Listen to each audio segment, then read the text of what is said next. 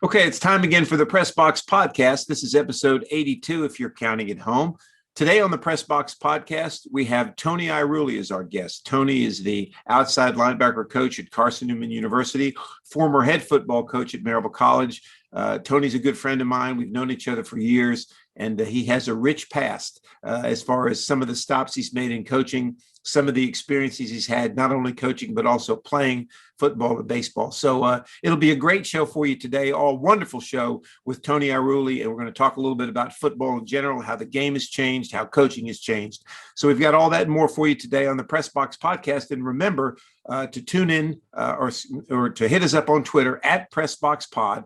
We put polls up there. We'd like to hear your thoughts, not only on this episode, but also on our episode with Steve Dunn. Two great interviews back to back. So without further ado, it's time for the Press Box Podcast.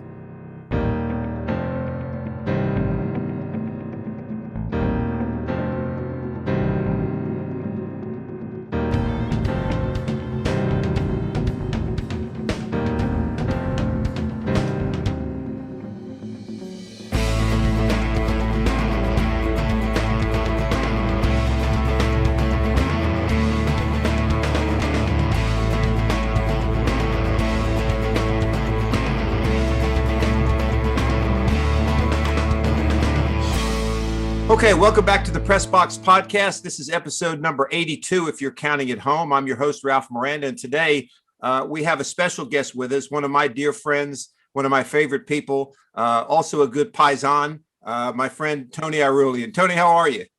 Good, and it's good that you mentioned good paisan, especially here in East Tennessee. There's not many people that with the last name Miranda and the last name Ierulli in East Tennessee. So, we got to be able to stick together. That's true. That's true. And all those people that don't understand paisan, you're missing out on a lot of good cooking, as you can tell by looking at Tony and I. We like to eat our Italian food, and it's a great heritage, right?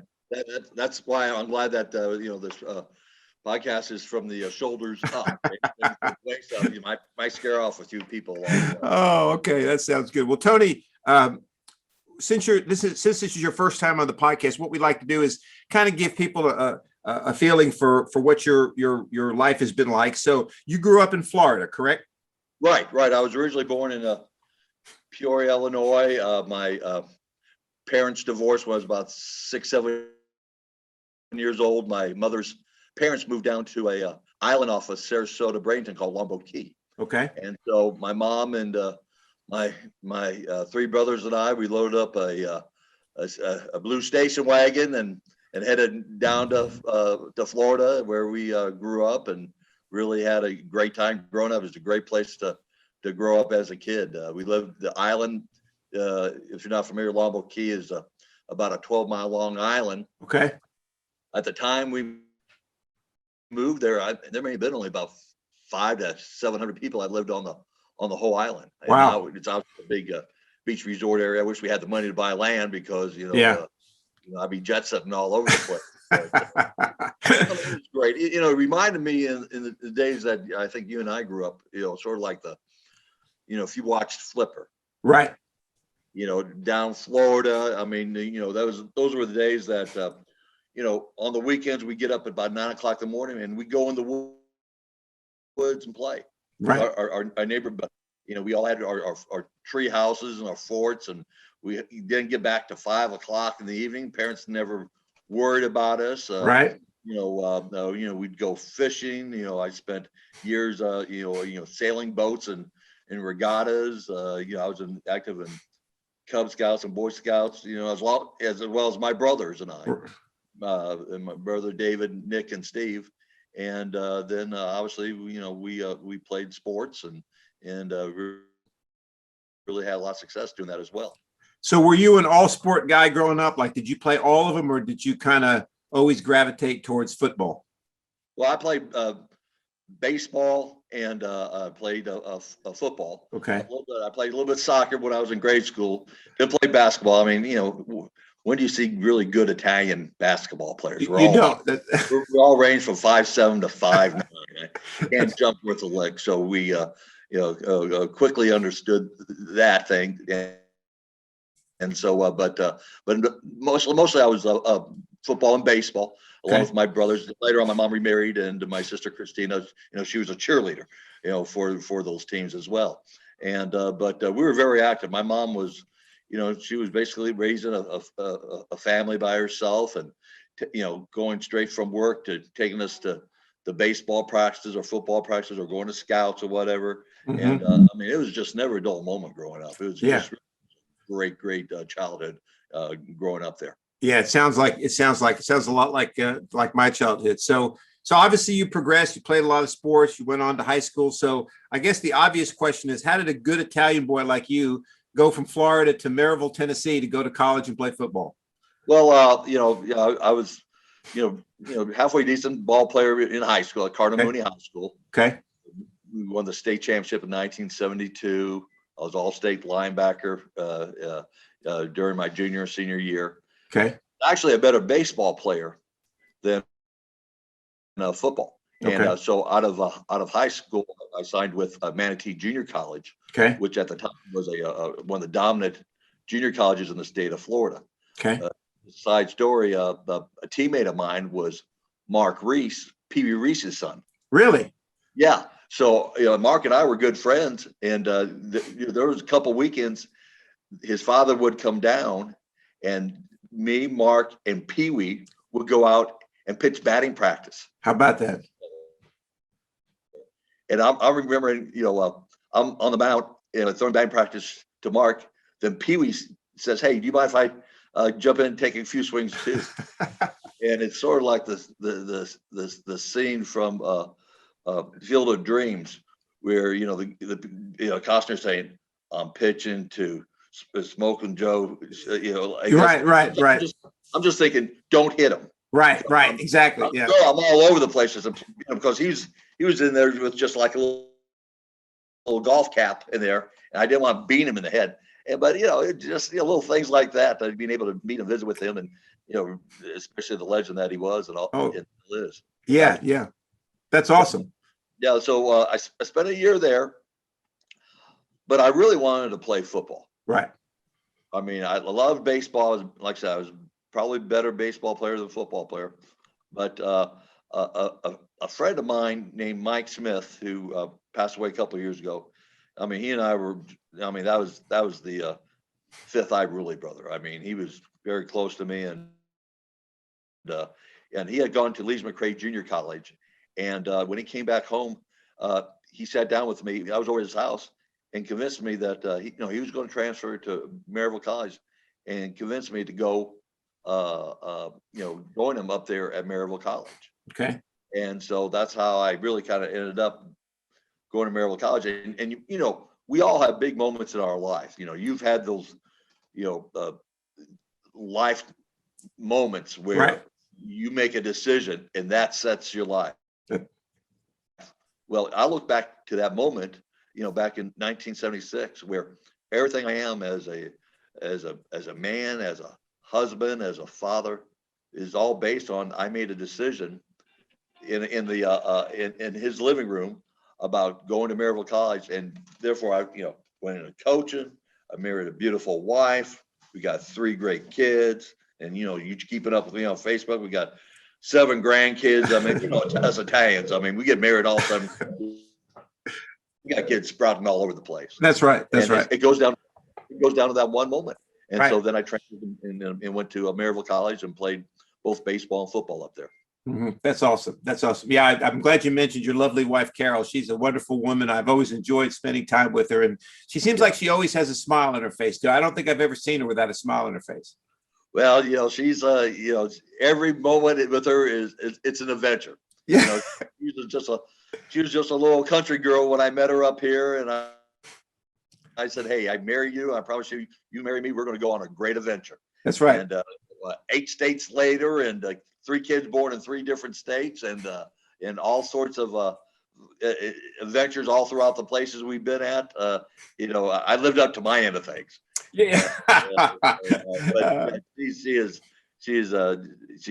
definitely what you say, a difference maker, just like your wife. I mean, Sure. We are not who we are today without having the wives that you and I both Yeah, have. no question. And, so that was good. Yeah. But had good careers in football and baseball. Right. While I played. Football wise, we're all. I played on the 4 years of the 4 best years ever in Maryville College history. Had great teams. Won 8-9 ball games. A couple years in a row. Ended up. Played middle linebacker. As Lon Hersman was one of my coaches. As, Right. Legend Tennessee linebacker coach. After he left Tennessee, coached me for 1 year. Jim Jordan, Steve Fickard was our head coaches. Mm-hmm. And everyone looks at pictures of me. I was, I was a linebacker, had a double collar and wore a Fu Manchu. And I said, well, heck, when you're a 5'9" linebacker playing in college, I mean, you had to at least try to look mean. That's right. Anyone else, and then baseball. I had a good career in baseball. When I was at the junior college, I hit .330, and my 3 years at Maryville College, I hit .407 my Wow. first, .374 my second year, and about .360 my final year. Have a total of 4 career grand slams. Hit a grand slam against the University of Tennessee. Hit Wow. a grand slam. We played Tennessee Tech. Hit a grand slam in a doubleheader each game against Tennessee Tech. We had some really good teams and all that. So it was a very fulfilling career. It was no doubt about it. It was the best move I ever made by coming up here to Maryville. I'm glad to hear that, and I agree with you. So let's go. All right. So you finished your career at Maryville. You've used up your eligibility in football and baseball, and obviously you met your wife there. So now you're ready to graduate. You're graduating from Maryville College. What's next? I mean, what was your first thought, or what were your plans at that time? Well, when I first started college, my father is a doctor. Okay. And he wanted all his sons to be professionals. Right. Doctors, dentists, lawyers. Sounds like my parents. Yeah. And, my dad wanted me to become the doctor in the worst way. And I remember going up into his office or back at the house and look through the medical journals. There'd be pictures, here's a liver operation. This is what a liver looks like. Here's what a spleen looks like. And every time it was like, So I convinced my dad, I can't be a doctor, but I'll be an accountant. Right. And, and Dad said, yeah, that's not bad. Every Italian family needs an accountant to be able to work the books. That's right. That's what I first did. And then so did do good. I was always good with numbers, and I was making A's and B's, but I just knew I did feel like being behind a desk the rest of my life is what I wanted to do. Right. And I love sports, and big influences in my life were my high school coach and my college coaches. And so I remember making the call and decision. I called my dad up and said, "Hey, Dad, I decided to change my major." He said, "You are? Well, what are you going to change your major to?" He says, "Well, Dad, I'm going to change my major to PE. I'm going to be a football coach." Oh boy. Hello, Dad. Dad. Back in that at the time, my dad, paid for my education. He was giving me about almost like $200 a month Right. for spending. Incidental, didn't have to cut me off. Really? Yeah, he was not happy about it. Oh wow. Yeah, and so so when I wasn't playing football, right next to Maryville College, there's a little convenience store. Right. All right, and that's where I worked at for the remaining 2.5 years on the side and make money. He later apologized, and after he saw, when I was at Missouri and we beat Oklahoma, he was at the game. He got so wrapped up into it. He says, "Oh, I'm glad you're a coach." I go, Yeah. You owe me some money. So what I did, I wanted to see if I can jump into college coaching. And so what I did, and back in 1980, I hand wrote like about 100 applications to every Division I school, 1AA school east of the Mississippi, asking for a graduate assistant position. Right. And I got interviewed at 2 places. One was Southern Illinois, and the other one was at Bowling Green University. Okay. And I decided to go to Bowling Green University. So Carol, now we're getting married a month after we graduate from college. Right. So we graduate college in May. We get married in June, And in July, I've got a little car filled up with suitcases, driving up to Bowling Green, Ohio, making a great salary of $212 a month. Right. Carol is the one that has really saved my career, especially early on. Even now. But Carol's a teacher, Mm-hmm. and Carol just happened to go to a grocery store and was in line, and the person behind her was like the superintendent of one of the local school systems. And he said they started talking, and Carol got offered an interview standing in line at the grocery store. How about that? And so she got a job at a local elementary school. And if she didn't do that, I mean, good gracious, I mean, we wouldn't, we'd still be like pitching tents, trying to find a place to live. Oh. I started off our first year at Bowling Green University. Okay. All right. So you spent a couple of years there, work on a graduate degree, right? Yeah, at Bowling Green. Then the next move during that time, you moved from a graduate assistant, which meant you coached and did all that, but you're taking courses to get your master's degree. Right. And at the same time, I would be teaching classes as well. So it was so I was, in the morning, I go to classes and teach a couple classes. I teach a weightlifting class. I taught bicycling. I would take 12 people out. We would cycle around Bowling Green. Believe it or not, that's what I do. Right. We would then play. I coach another sport called platform tennis, which is sort of like that mini tennis. It's I don't know what they call it, frog ball or whatever it is. Yeah. But so, and that's what I did. So it was a pretty full time. Then what happened was I met a guy. I went to the national convention in January, and ran into a guy who was a part-time assistant coach at University of Missouri. And part-time assistant coach meant you worked full-time. You just got part-time pay. Right. You got paid like $5,000 a year. Right. So right. I'm doubling my salary. Right. And so, and that guy was a guy named Jim Levitt. And I don't know if you know Jim. He used to be the head coach at South Florida. Yeah, and I do. He played at Mizzou. He was about to leave to take a full-time position. So he helped me get the job at Missouri.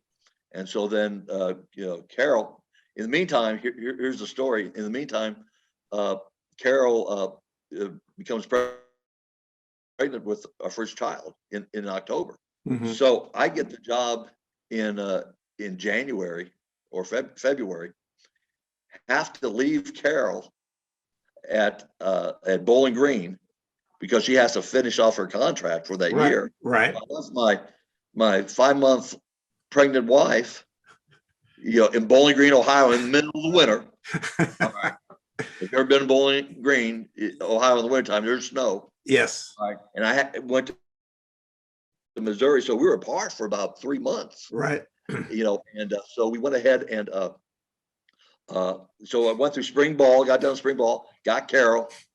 All right, we go ahead and go on over to Missouri. Now Carol was like 8 months pregnant at the time. Right. When we get to Missouri. And so we had, we moved over there like the 1st of June. So in July, we went ahead and said, okay, the whole month of July, we're off. We're going to come back to Maryville, and Carol's going to have the baby in Maryville. Okay. We stay at her family, all that. Meantime, Carol had interviewed for a teaching position at outside of Columbia, Missouri. Right. So Carol's going to start like around the end of August, teaching. So, she's going to have the baby end of July, month later, she's going to have the baby in back teaching in August. Well, right. Wouldn't you know, here comes the end of July, still no baby. Right. Her due date was like July 30th. Right. So I've got to leave to go back to Missouri because we're about ready to start fall practice. Right. All right. So I leave Carol, my wife is now 9 months pregnant, and she stays at the house with her folks, right across from Blunt Memorial. Her father was the head security guard at Maryville College. Okay. Her mother worked in the dormitories at Maryville College. So for 3 weeks, still no baby. Carol, in the meantime, she's got to be teaching, Right. because that's our only income. Right. And so finally, the doctor agreed to go ahead and induce labor around the 25th of August, which was the day Carol was supposed to start teaching. Right. So I go back there. We have the baby. All right. Then 3 days later, we drive back from Knoxville, from Maryville to Columbia, Missouri, 12-hour trip. Carol's only 3 days since having the baby. Somehow we find a sitter in the neighborhood. All right. And 1 week after Carol has AJ, our firstborn, she's in the classroom teaching. So, now if you ask Carol, she would tell you, what the heck was I even thinking? Exactly. Yeah. Right. But I was making only $5,000 a year, got a family and a child. Carol was making at that time probably about $18,000, which right. At the time was good. And so that was the way we kind of made it as a GA. But so like I said, I owe everything to Carol. Starting off my career, and if it wasn't for her, and a lot of times we find successful coaches, it's usually because you really got a great wife who's really the backbone of the family and your career. Yeah, no question about that. I mean, you read stories every day about successful college football coaches. Most of them don't even know anything about what goes on in the house. I mean, because the wife does such a good job of paying the bills, taking care of the kids, taking them to the doctor, so that the husband can just focus what he needs to do on coaching. Yeah. My daughter Kelly was just here at the house with her kids and with our other daughter-in-law Tracy and their children, and I was reminding her of the times that she'd be playing soccer, like in soccer leagues and things like this, and I'd be there at the beginning of the game, wave to her, make sure she knew I was there, wave to her, go get him, then turn around and leave to go to the practice or go to the game. Right. She thought I was there for most of the time. But, you're awake, obviously quite a bit. Right. And so anyway, after 2 years in Missouri, I had to go ahead and find now a full-time position. Right. And Carol and I, we both moved back to Maryville, just trying to figure out what my next position is going to be. And a guy named Art Ogden, who used to be the head coach at Maryville College, had taken a defense coordinator position at Salem College with Terry Bowden, Bobby Bowden's son Terry. Right. This guy named the head coach at Salem College. And Art helped me get a job as the linebacker coach at Salem College in Salem, West Virginia. Salem West by God, Virginia. Right. Exactly. And so that was my first full-time job. Art later left, and I became the defensive coordinator. So Terry Bowden was like 26 years old as the head coach. I was the defense coordinator for his last 2 years at 25. Just his brother Jeff was there, a bunch of young coaches. Our quarterback at the time, our last 2 years there, was a guy named Jimbo Fisher, the head coach at Texas A&M. Right. And we really had some great teams. NAI school, same level at the time that Carson-Newman was there for 3 years and had just some great ball clubs over there. And there wasn't much left to do in Salem, West Virginia. There's a town of 3,000. And when the Dairy Queen closed down in the wintertime, that was 1/3 of the restaurant. And, so we had a lot of family meals together, but that kind of got my my career kind of going in the direction that I wanted to go. Right. So after Salem College, now obviously you spent some time with Terry Bowden at Samford University, correct? Right. So go ahead. Yeah, what happened? After 3 years, Terry left to go to Akron as an assistant coach under Jerry Faust. Right. Jerry Faust had just left Notre Dame. Right. Right. I knew you would know that. Yes. And so Terry went there for a year, and so I left there to go to Susquehanna University for a couple of years. I was the defensive coordinator and head baseball coach. Okay. Won the title a couple of times. Loved, right. Believe me, it was intense baseball practices. I'll bet. Yeah. You never saw baseball players do up downs and things like that. Infield practices. I mean, everything was line drives. I mean, it was a lot. It was really a lot of fun. But then Terry became the head coach at Samford, and so then he called and hired me as his linebacker coach at Samford, and also the recruiting coordinator. Right. And Samford at the time was making the transition. Samford, by the way, used to be named Howard College. Okay. Howard College. It's in Birmingham. Howard College was a school where Bobby Bowden played football. Okay. And was the head coach there for a while. So Terry was kind of following the family tradition. And so at the time, Samford was playing Division III football, just like Maryville. And so we made the transition from Division III, playing, Maryville College, Emory, Henry, schools like that, to the next year we're playing, Georgia Southern, McNeese State, so it took a few years for the transition to occur. But, we ended up having some great seasons. The 91 team, it was really probably, we ended up got beat in the semifinals by Youngstown State. And we probably was a better team, but they just got us that day. But we had some great teams over there at Samford. So I was there for about 8 years. After Terry left, became the head coach at Auburn. Right. I wasn't able to go with him. He had to keep half the coaching staff from the Pat Dye staff. So Right. I didn't go down. Chan Gailey, who used to be the head coach of the Cowboys and Dolphins, he came in for a year to be the head coach. Then a year later on, I went to Shippensburg University up in Pennsylvania. Okay. Well, let's jump forward. When Shippensburg was, what year was that you went there? Was it? Shippensburg was like from 96 to 2002. Okay. So you were at Shippensburg, and then obviously after that, you get the opportunity to become, the head coach at your alma mater at Maryville College. So talk to me a little bit about how that opportunity came about, and what were your emotions given that you had an opportunity to go back and coach at your alma mater? Yeah, I mean, I was ready to become a head coach. I felt like at the time I'd been assistant coach for 24, 25 years at that time, and I wanted to get the opportunity to be the head coach.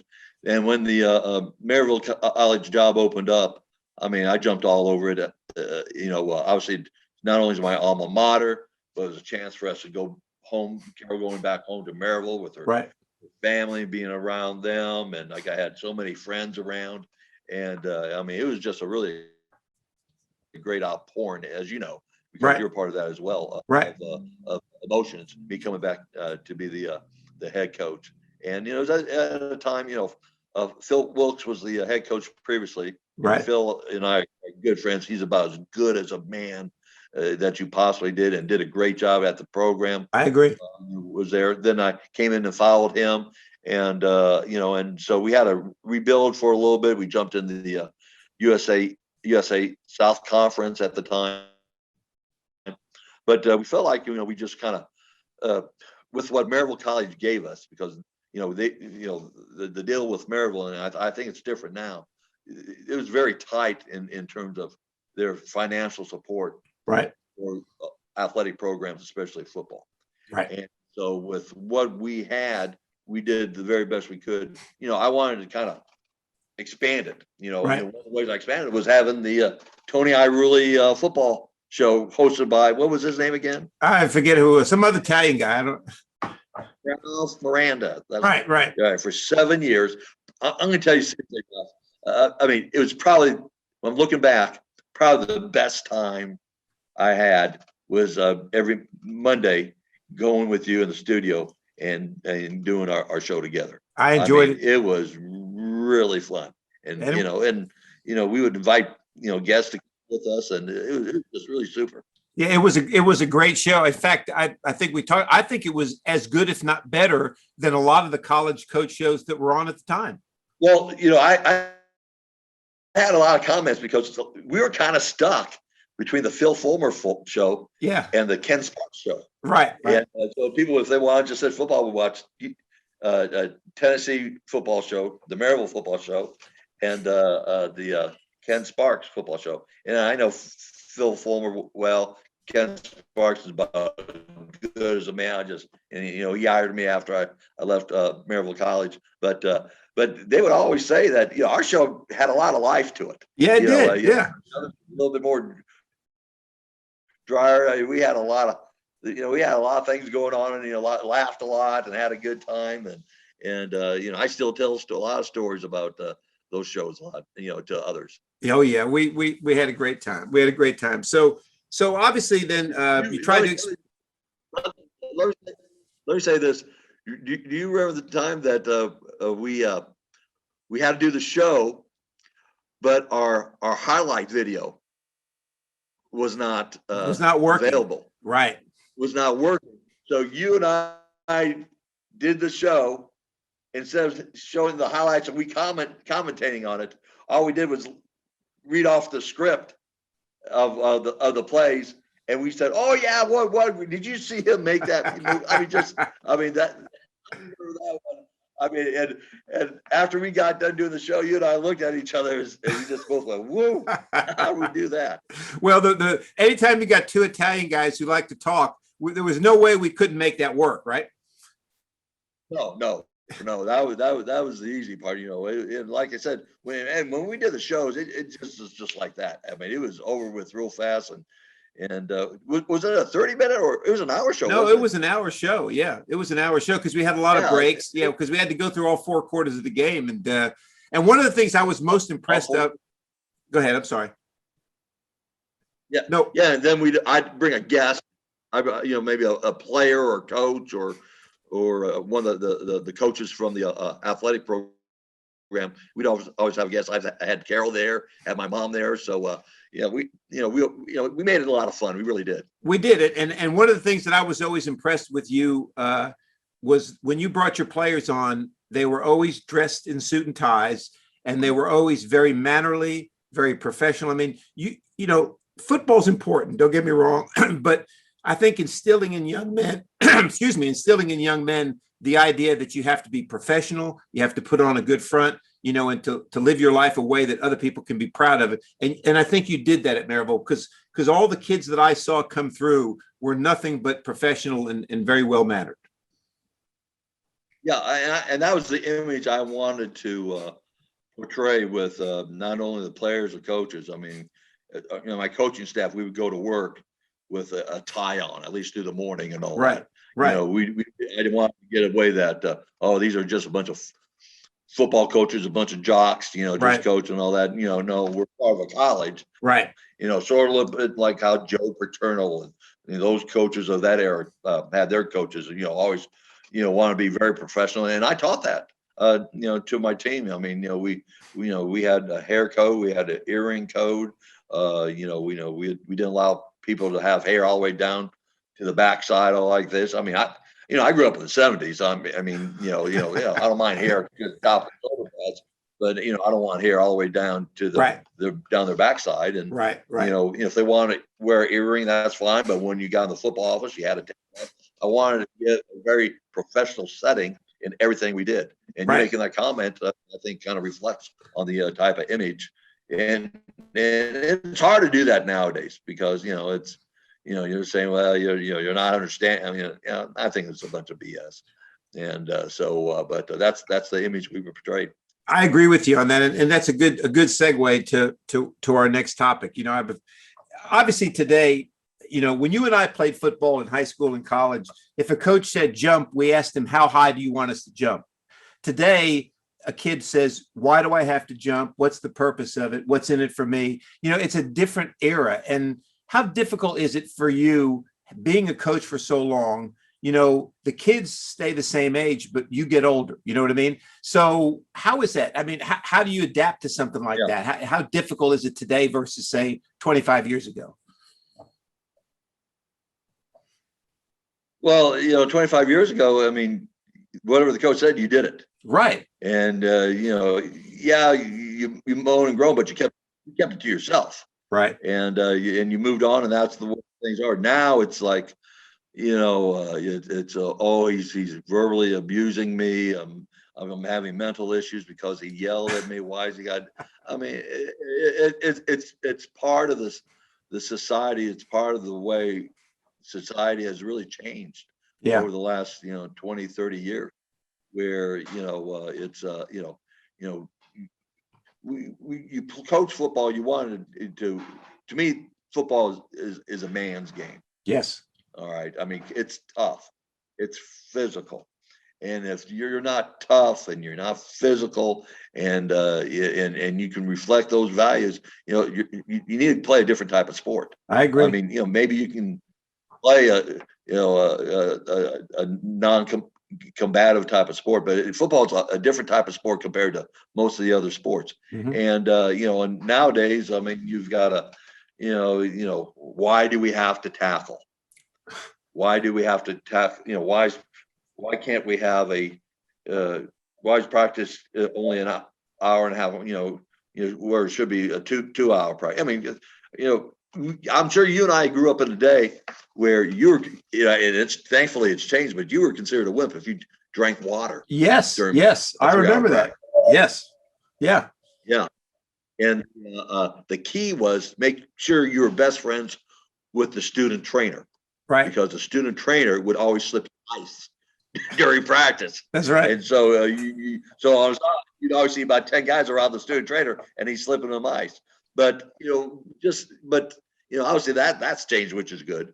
Right. I think we've come a long ways in terms of doing a better job protecting the players, in practices, and having a better understanding about concussions and things like that. But at the same time, society has changed where now guys aren't buying in as easy. You can see in terms of what goes on with the transfer portal. When you Right. and I started off in college, the thought was always you weren't going to play, no matter how good you weren't going to play as a freshman. Right.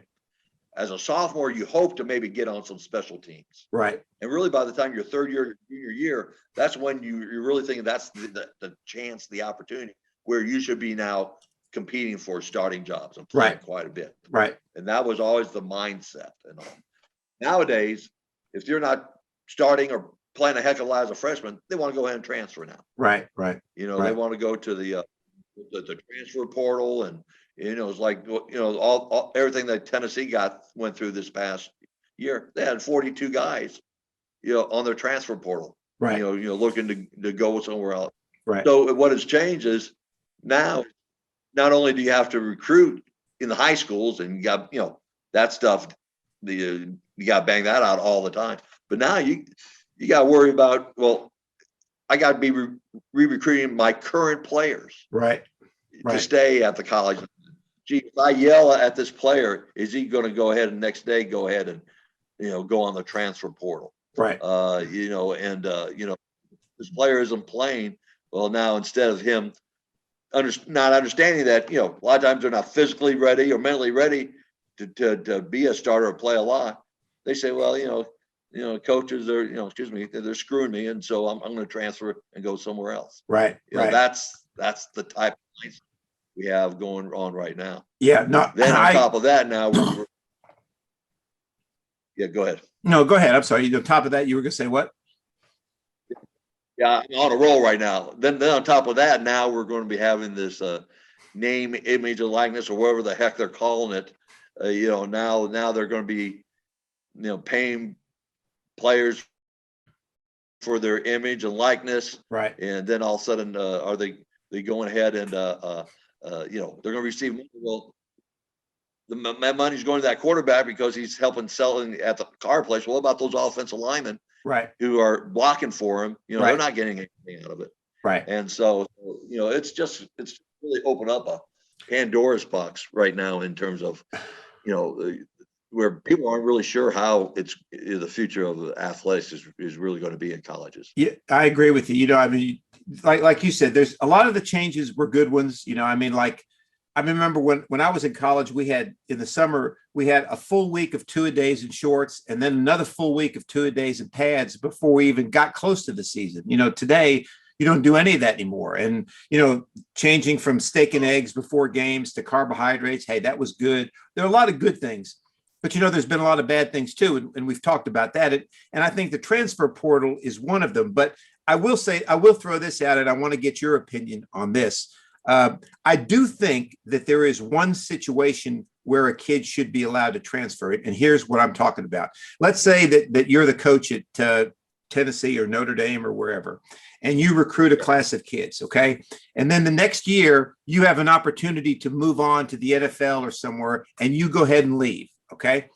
You don't have to sit out before you NFL. coach again, okay? But now here comes a new coach. He doesn't know these kids that you recruited, and maybe he doesn't like those kids, not personally, but I mean their physical characteristics. So I've always felt like when a coach leaves, the kids he recruited should have a chance to leave too.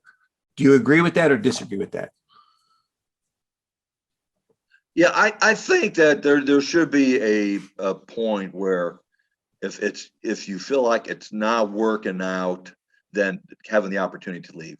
Right. I would say maybe after your second or third year, if it's just not working out for you, then okay, I could kind of go for that. I'm totally against the one and done, the one and transfer, because a lot of times they're not giving it a chance of working things out. Right. They can be influenced by so many different people, and so now it's like they have a signing date out of high school, and they have a big event date again when they transfer to go to right another school. And, right. I just think it's going to be a mess.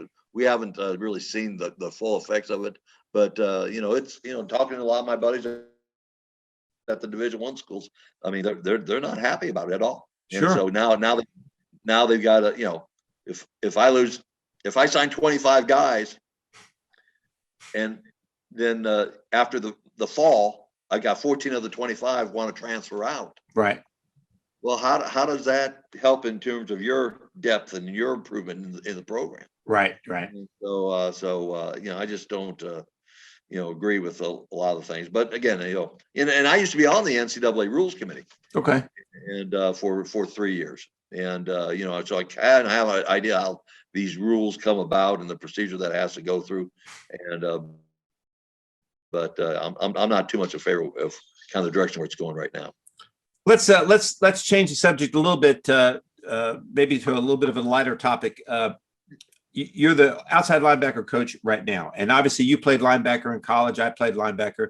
Let's talk a little bit about how much that position has changed over the last 30 to 40 years. I mean, when you and I were playing, most teams lined up in the I formation. They had two receivers, they had a tight end who was a blocker, and you pretty much knew that you were going to get a lot of ISO or off tackle run. So for a middle linebacker, all you had to be was stout, tough, and make sure you could fill the A and the B gaps. Today, it's a totally different game. So talk a little bit about how different deal. Yeah, how it's evolved. Well, it's really evolved where, it used to be you need 2 or 3 kind of stud-like linebackers. Right. That can do the things you're telling you. I formation, you're going to run the ball right at your gut, those type of things. Now, because of the offenses where it's spreading you out, right. I mean, your linebackers are really more like strong safety types. Right. Right. They've got to be able, where they've got to be able to step up and help against the run. But you're not going to get that real physical type of hitter from a linebacker, that we're familiar with. But that linebacker now, because he's more and more a strong safety, he's got to be able to move out on those inside receivers. Right. So they're getting outside the box, and so and they've got to turn and run with those receivers all the way down the field. They got to compete with those wide receivers. So the linebacker like me, being out in that open space, yeah, I couldn't function out there. I was more comfortable when I'm inside the tackles. Right. And that's right. So really, what's happened is that we grew up 4-3 defenses or 3-4 defenses. Now they're more like a 4-2 defense or 4-1 defense, and the rest are nickel and dime. Instead of that being a certain package, right. That's the base defense. Right. And so, and it's even changed and what's happened is a lot of your linebacker types, they've kind of moved more towards the defensive end position, right, where they're a little bit faster, but, because of, a lot of teams do so much zone blitzing where they're dropping one of the defensive ends, Right. To drop into the certain weak side zone or even a inside zone. And we at Carson-Newman, we call it a fox defensive end. So he's got to be agile enough to go ahead and drop it into those zones like that. Mm-hmm. Yeah. So where our regular defensive end, he might be 6'3", 245, 250, but our fox, he's probably maybe 6 foot, 235, where he's Right. small, but he can run Right. better. And that's kind of what the dimensions were for a linebacker during our era. Right. So that's really been the biggest change, and that's because how offenses have changed. And Right. in order for defenses to keep up, really more have to change the your personnel more than anything else. Yeah. No, it's a different game than when we played it, and of course, all the rule changes over the years have been really to favor offenses more than anything else, Sure. because obviously they want to sell tickets, and the more points that are scored, the more popular it is for the person watching the game. Right. Yeah. That's why you don't see 7-3 football games anymore. The lead story is probably one of the most boring games ever seen. Back in our day, you're saying what a great defensive games, too, physical, tough, hard nosed type of games. Yes. To me, it used to be when you did your defensive goal charts, your goal was always keeping teams 17 points or less. Right. I feel like if you're able to do that, you're going to win the game. Well, heck, now that goal chart is if you can keep your opponent to 28 points or less, then you got a chance to win the game. Right. It's totally changed in terms of expectations and the way things are done in terms of in preparing your defense. And you and I being defensive guys, that's the biggest thing that we've got to be able to to continue to try to figure out and try to improve the defenses, because I'm still a believer that in order to win, offenses are going to sell tickets, but yes, defense wins championships. I agree with that. Yes. Yeah. I agree with that 100%. In order to win those championships, it's usually a team that's got the best defense out there. No question. And so you see the Alabama and Clemson's and those teams that they're winning the national championships.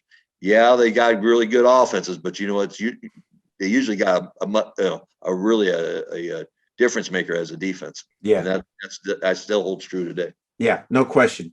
Well, now let's talk. You've been at Carson-Newman for a while, and obviously, I mean, you and I are probably pretty close to the same age. So obviously, you probably like to how old? 27. That's right. We're good. 27 years old. That's right. I wish I could run like I did when I was 27, but I run like that. But then I usually have to wake up from my sleep at night and all that. Well, now I have to get up in the morning and take inventory of everything and make sure it's moving okay. You know what I mean? Yeah, that's what you do. You lay in bed, you lay there usually for about a minute. All right, this arm's working, this arm, I can move that. Okay, now I can get out of bed. I got to roll off the side of the bed. That's right. And so obviously, 2 feet land.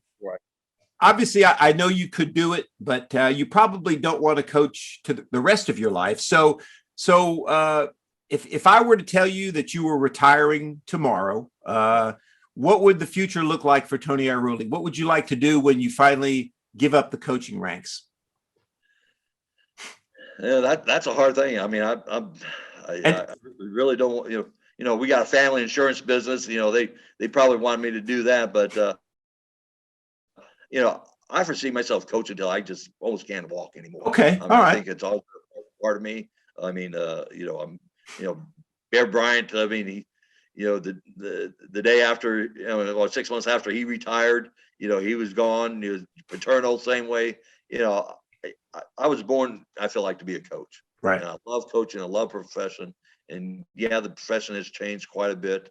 We got these new young coaches that are coming in. And I mean, I think you got these ideas, us older coaches, we laugh there. We call them the video coaches. It's like they play these video games and they say, "Oh, let's try to do that." Right. On the field. Well, a lot of stuff don't. But that's what I've always wanted to do, and my family knows that. everyone around me knows that, I'm going to coach as long as I can. And when I can't coach anymore, then, maybe I'll start listening to some tunes from the sky. I don't know, but that's kind of the way I am. Well, and I don't disagree with that at all. I mean, I think a man has to have something to keep him going. He has to have a passion to keep him going, but I think you got a pretty good career ahead. Yeah, no one sees me sticking around the house and doing gardening. No, I don't see you doing that either. No, I don't. But judging from some of the pictures I've seen on Facebook, I think you've got a pretty good career ahead of you as a grandpa, though. Yes, I've got 7 grandkids. We just got done with what we call Grammy Week. Okay. And that's the week that all the 7 grandkids are really basically around the house for the entire week. And you don't worry too much about what the house looks like inside. They spend a lot of time in the pool or going out to dinner. That's the week that I don't even care what my bank account looks like, because I know I'm not going to stop Carol from buying whatever she wants with the kids and all that. Sure. And so I just that's just the way it is. And but like I said, our lives are very, very blessed. I mean, I look at a lot of different families and folks and all that, and having a family just like your family with great kids and we take a lot of pride knowing the fact that we got 3 great kids and AJ, Katie, and Kelly. And what's even better are their spouses, Joe, Nathan, and Tracy, and our 7 grandkids. I mean, we're truly blessed, and and God really set my route in the way it went. And if it would have changed one way or the other, then I don't have the family structure. I don't have the kids that we have today. And but I tell you what, when they come over during the day, it's like the Wild West. I mean, when they leave at night, Carol and I, we just flop on the chair and we just can't even move. Of course, yeah. Just that's the way it should be, though. That's Well, it's. I've always said that. They know going to Carol. They know by going to Carol, they're they will get just about anything they want. Of course, it is Of course, yes, that's the way it just works, and that's the way it should be. But as you said, I'm sure you've accomplished so much in your career, but nothing is more important, as of having good kids, leaving a good legacy, and then they marry good spouses and have grandkids. And, that's really what it's all about. Because that's your legacy really is what you leave behind. Right. And at the same time, having friends like you and, my teammates and the people I've worked with, I've considered close friends. I mean, that's and yeah, I never quite made it to the big time the way I would have liked it. All right. But would I have traded that to change the makeup of my family? Hell no. No, of course not. But I still have that burning desire to coach until I, can't do it anymore. And so, to answer your question from before, I'm just going to keep coaching until someone tells me I can't coach anymore. And then, I think Carol's worried for me sitting around the house all day and trying to figure out, we got a little bit of example during the COVID thing. Right. Because, we're all kind of stuck in our houses. And all of a sudden I'm sitting around watching on shows from A&E, like Hometown, or, hey, this is a table. This is how you varnish your table. All right. I mean, those are things I don't do. No, I know. Okay. Yeah. No, and I know. So, So that's not the route I want to be going. No, I agree with you. And you mentioned teammates, and that's so spending important. Time. Yeah.